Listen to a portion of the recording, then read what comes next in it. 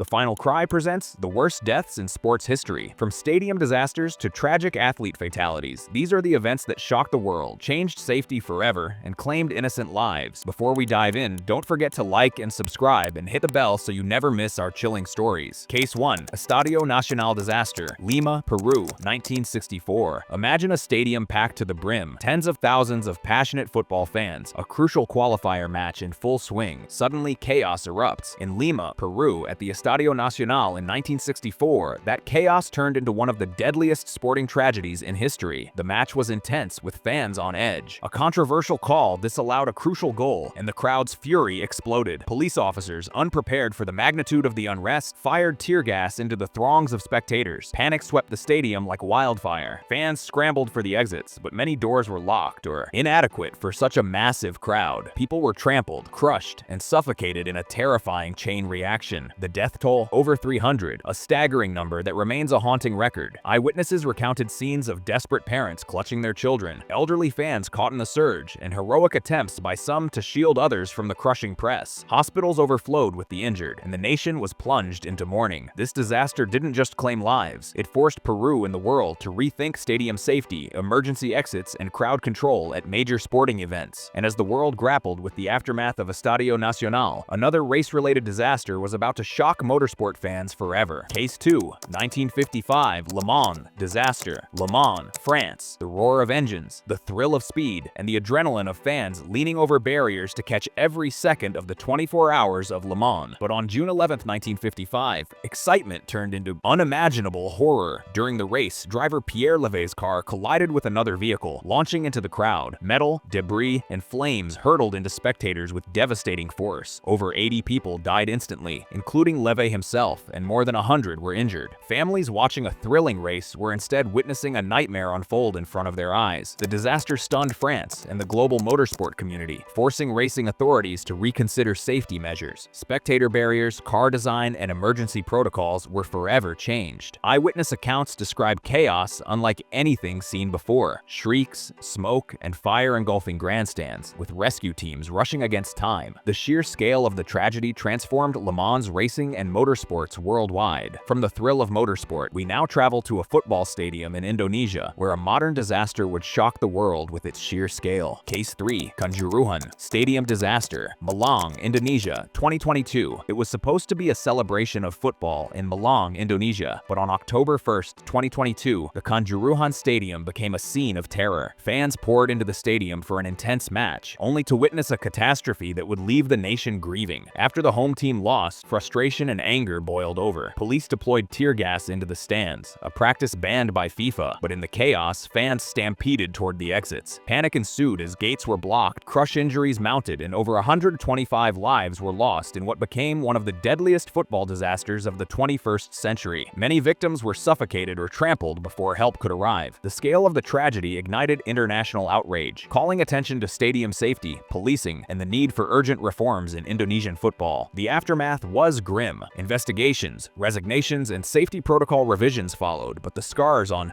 families and the football community remain permanent. While Kanjuruhan shocked the modern world, the 2001 Accra Sports Stadium disaster reminded us that stadium tragedies are not confined to one region or era. Case 4. Accra Sports Stadium Disaster, Accra, Ghana, 2001. Picture thousands of fans packed into a stadium, cheering for one of Ghana's biggest football rivalries, Hearts of Oak versus Asante Kotoko. The tension in Accra on May 9, 2001 was palpable. When a contentious goal sparked riots, the police responded with tear gas. Panic cascaded through the crowd, fans sprinted for exits, and tragically, more than 120 people lost their lives in the crush. Eyewitnesses described fans trapped in narrow corridors, trampled by waves of people desperate to escape. It was chaos compounded by poor infrastructure and insufficient emergency response. The tragedy shook Ghana to its core and prompted sweeping reforms in stadium design, emergency readiness, and fan management across the country. Families mourned, the nation reeled, and the world watched as Ghana sought justice and safer sporting environments. environments. From the heat of Africa to the fields of England, the Hillsborough disaster would forever change football culture and safety worldwide. Case 5. Hillsborough Disaster, Sheffield, England, 1989. April 15, 1989 is etched into football history as a day of tragedy at Hillsborough Stadium. The FA Cup semi-final between Liverpool and Nottingham Forest drew tens of thousands of fans into the stands, but overcrowding in the central pens of the Leppings Lane stand led to a fatal crush. Fans pressed against steel barriers, unable to escape. Shouts for help went unheard amidst the surging crowd. 96 lives were lost that day, many of them teenagers and young adults. The disaster revealed serious negligence, poor crowd management, and inadequate policing. Years of inquiries and legal battles later confirmed systemic failures and ushered in reforms that transformed British football. All-seater stadiums became standard. Crowd safety was prioritized, and fan welfare would never again be overlooked. The Hillsborough disaster left scars that reached far beyond the pitch. Families, fans, and communities carried the weight of grief and injustice for decades, reminding the world that sports thrill must never overshadow human life. As the 20th century closed, yet another stadium disaster in Nepal would echo the lessons of Hillsborough, proving tragedy knows no borders. Case 6. Dasarath Stadium Disaster, Kathmandu, Nepal, 1988. Imagine an excited crowd in Kathmandu, Nepal, gathering for a football match that promised exhilaration and local pride. But on March 12, 1988, the Dasarath Stadium would become a nightmare etched in tragedy. The match drew thousands, far exceeding the stadium's safe capacity. Spectators pressed shoulder to shoulder in anticipation of the kickoff. Then, as the game intensified, a sudden and severe storm swept across the stadium. Fans panicked, scrambling for the exits in torrential rain and chaos. Many doors and gates were locked or poorly designed, creating bottlenecks that would prove fatal. The crowd surge turned into a crushing wave. Over 90 people lost their lives that day, and hundreds more were injured, leaving the nation stunned. Eyewitnesses described desperate attempts to lift fallen fans and push against walls that caved under the pressure of so many bodies. Ambulances arrived to scenes of utter chaos. For Nepalese football, this disaster marked a turning point. Stadium infrastructure, emergency planning, and crowd safety became critical concerns. The loss of life was immense, and families were left with grief that time could never heal. As Nepal mourned, South Africa would soon witness not one but two stadium tragedies, where football passion again clashed with deadly consequences. Case 7. Oppenheimer Ellis Park Stampedes, South Africa, 1991 and 2001. 2 decades, 2 stampedes, one haunting lesson: fan chaos can be deadly. South Africa, with its fervent football culture, experienced this twice, in 1991 at Oppenheimer Stadium and in 2001 at Ellis Park Stadium in Johannesburg. In 1991, overcrowding during a major local derby led to panic. Fans surged toward exits, resulting in dozens of deaths. The scene was one of pure terror. Cries, crushing pressure, and chaos echoed across the stadium. 10 years later, history nearly repeated itself at Ellis Park, where similar crowd surges led to catastrophic fatalities. People were trampled, trapped against barriers, and suffocated in moments that lasted hours but felt like an eternity to those inside. These tragedies exposed glaring flaws: insufficient crowd control, inadequate exit points, and underestimation of fan passion. South African authorities faced harsh criticism, and both events prompted critical reforms in stadium design and event management to prevent recurrence. Yet, for the families affected, the memory of those fateful moments remained a lifetime scar. From the pitch in South Africa, our story now shifts to England, where a stadium crush would claim 33 lives in 1946, showing that football disasters have long haunted the sport. Case 8. Burnden Park Disaster, Bolton, England, 1946. February 9, 1946, at Burnden Park Stadium in Bolton, England, a day that would haunt English football history. A high-profile FA Cup match drew massive crowds, far exceeding the stadium's safe limits. Spectators crowded terraces, pressed against each other in excitement and anticipation. Then tragedy struck. The sheer weight and movement of the crowd caused a deadly crush. 33 fans perished, many suffocated or trampled in seconds, and hundreds were injured. Families who came to cheer for their team instead faced a nightmare that would forever change English football. Investigations revealed the dangerous combination of overcrowding and inadequate safety measures. While football returned to the terraces, Burnden Park forced authorities to rethink capacity management, crowd safety, and emergency procedures. The loss of life was devastating, yet it catalyzed a movement towards safer stadiums across England. From Bolton, we move to Turkey, where the deadly combination of hooliganism and poorly designed stadium gates would create another tragic case. Case 9. Kayseri Ataturk Stadium Disaster, Kayseri, Turkey, 1967. October 17, 1967. Football fever gripped Kayseri, Turkey, as fans flocked to the Ataturk Stadium. Rival teams, passionate supporters, and an atmosphere charged with excitement set the stage for an unforgettable and deadly event. Hooliganism escalated during the match, prompting panic among spectators. spectators. Many rushed toward inward-opening gates, which quickly became blocked. The crowd surged, people were crushed against barriers, and panic turned into catastrophe. 43 lives were lost, with injuries numbering in the dozens. Witnesses recounted screams, echoing through the stadium as fans struggled to escape the deadly crush. The tragedy highlighted severe structural flaws and insufficient safety planning. Turkish authorities implemented new crowd management protocols and stadium modifications to prevent recurrence. Yet, for the victims' families, the day left a permanent scar. It remains a somber reminder that excitement, when mixed with poor planning, can be lethal. From Turkey, we now return to England, where the Hillsborough disaster would redefine football safety forever. Case 10. Heysel Stadium Disaster. Brussels, Belgium, 1985, May 29,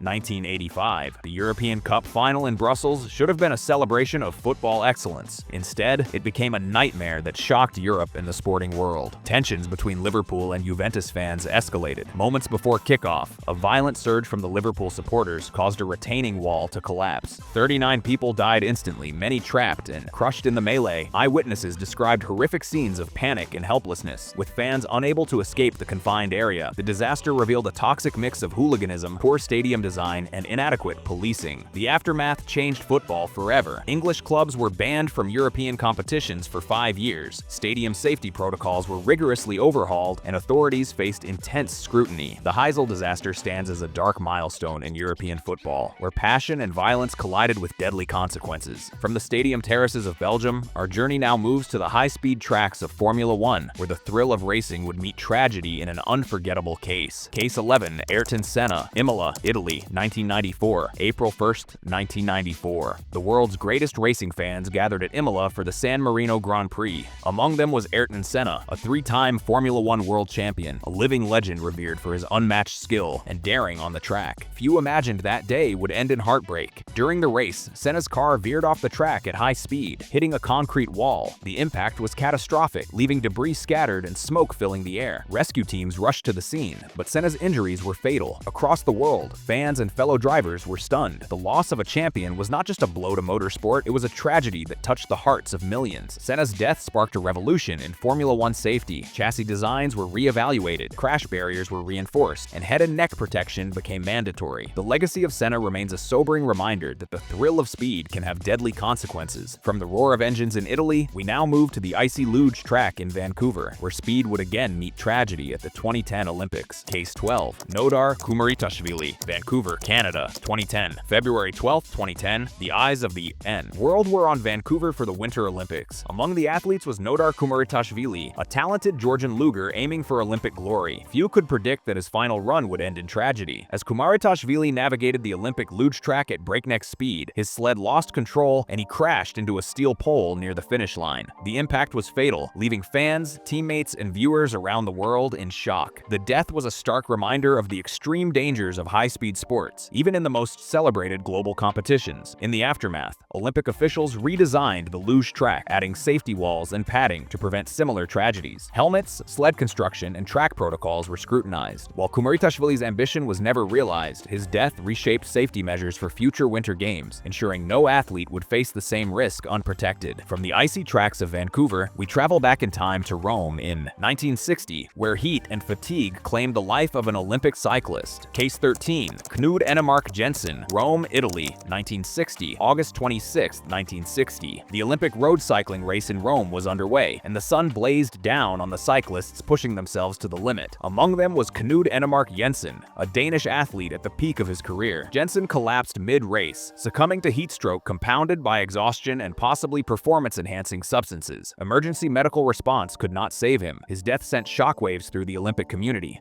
highlighting the brutal toll of extreme endurance sports. The tragedy prompted new safety guidelines for Olympic events. Hydration protocols, medical supervision, and attention to environmental conditions became standard. Jensen's death was a grim wake-up call. Even the world's most disciplined athletes can fall victim to the invisible dangers of sport. As Rome mourned, the slopes of Innsbruck would claim another life, proving that Olympic competition, no matter the era, carries deadly risks. Case 14. Ross Milne, Innsbruck, Austria, 1964. January 26, 1964. The Winter Olympics in Innsbruck, Austria, attracted the world's best alpine skiers. Ross Milne, an Australian prodigy, was preparing for the downhill competition, dreams of Olympic glory shining in his eyes. Tragically, Milne lost control during a practice run, crashing into a tree at high speed. Despite immediate medical attention, he died before reaching the hospital. Witnesses recalled the scene with horror. The perfect snow-covered slopes turned into a sight of unimaginable loss. Milne's death was a devastating blow to Australian skiing and the Olympic community. In response, course designs were reassessed, safety nets were added, and stricter regulations for practice sessions were introduced. The alpine skiing world learned a painful lesson. Natural beauty and extreme speed can be deadly when combined. From the snow of Innsbruck, our next story shifts to the skies, where tragedy struck entire teams traveling for games, forever altering their sports histories. Case 15.